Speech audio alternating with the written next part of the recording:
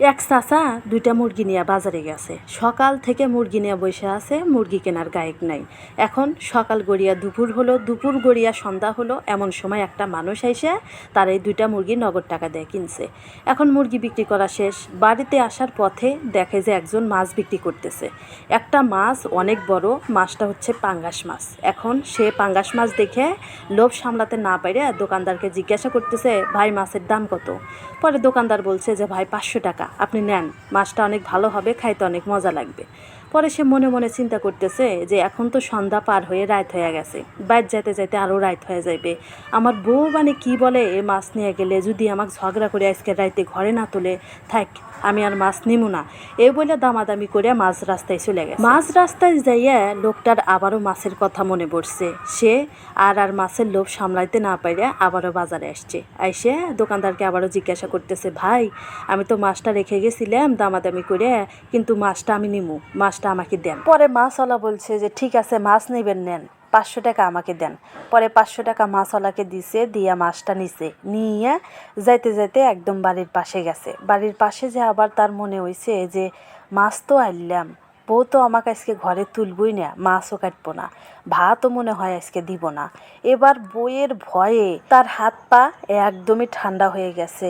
আর দেরি করলো না, দৌড়ে আবারও বাজারে আসলো। আইসিয়া মাছওয়ালাকে বলতেছে, ভাই আমি মাছ নিব না, আপনি আপনার মাছ ফেরত নেন, আমার টাকা আমাকে ফেরত দেন।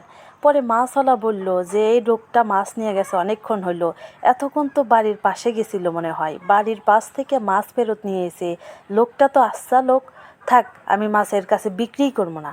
এই বলে মাছটা ফেরত নিয়ে ওর টাকা ওকে ফেরত দিয়ে এবার লোকটা আবারও মাছ পথে গেছে। যাওয়ার পরে আবারও মাছের কথা মনে পড়ছে, অনেক স্বাদের মাছ, এই মাছটা ফেরত দিয়ে সে তো অনেক ভুল করলো। অনেক চিন্তা ভাবনা কইরে সে ভাবতেছে বউ যা বলে বলবে, আমি আজকে মাছ বাড়িতে নিয়েই যাবো। এই কথা বলে মাছ রাস্তা থেকে আবারও ফেরত আইছে দোকানদারের কাছে। দোকানদারের কাছে এসে বলতেছে, ভাই মাছটা আমাকে দেন, আমি মাছটা রেখে গেছিলাম, কিন্তু মাছের জন্য আমার আর ভালো লাগতেছে না, মাছের লোভে আমি আর থাকতে পারলাম না, মাছটা আমাকে দিয়েই দেন। পরে আবারও 500 টাকা দিছে, দিয়ে আবারও মাছটা নিছে, নিয়ে এবার বাড়িতে আইছে। আইসা ঘরের দরজা ধাক্কা দিয়ে বলতেছে, বউ দরজা খোলো। এখন বউ এসে দরজা খুলে বলতেছে, তুমি সেই সকালবেলা মুরগি নিয়ে গেছাও, এখন রাতের বাজে 10টা, তুমি এখন আইসাও কে? এখন সে বলতেছে যে মুরগি কেনার গায়ক আসিল না, মুরগি বেচতে বেচতে রাত হয়ে গেছে। যাই হোক বউ, তোমার নাকি একটা বড় মাছ নিয়ে আসি, মাছটা কাটো। এখন এই কথা শুনে বইয়ের তো মাথায় ধরে গেছে আগুন, যে রাতের বাজে 10টা, আমি আসিলাম ঘুম থেকে ডাক দিয়ে আমাকে বলতেছে মাছ কাটবেন নাকি। এই মাছ আমি জীবনেও কাটবো না, যেভাবেই পারি এই মাছটা আজকে আমি ফেরত দিয়ে আসামই। এই কথা বলে বউ মনে মনে চিন্তা করতেছে। চিন্তা করতে করতে একটা বুদ্ধি পাইছে। বুদ্ধি পাইয়া তার স্বামীকে বলতেছে, যাই শোনো, তুমি যে মাছ নিয়ে আসলে, দোকানদার কি তোমাকে বলছিল মাছ ছেলে না মেয়ে? এখন সে বলতেছে, না আমাকে তো বলে নাই মাছ ছেলে না মেয়ে। পরে বউ বলতেছে, তোমাকে মানুষ এইভাবেই ঠকায়, তাড়াতাড়ি মাছ নিয়ে ফেরত যাও, যাইয়া দোকানদারকে বলো যে মাছ ছেলে নাকি মেয়ে। দোকানদার যদি বলে যে মাছ ছেলে, তাহলে বলবে যে আমার মেয়ে মাছ লাগবে, এই ছেলে মাছ আমি নেব না। আর যদি দোকানদার বলে যে মাছ মেয়ে, তাহলে তুমি বলবে যে মেয়ে মাছ আমি নেব না, ছেলে মাছ নেব।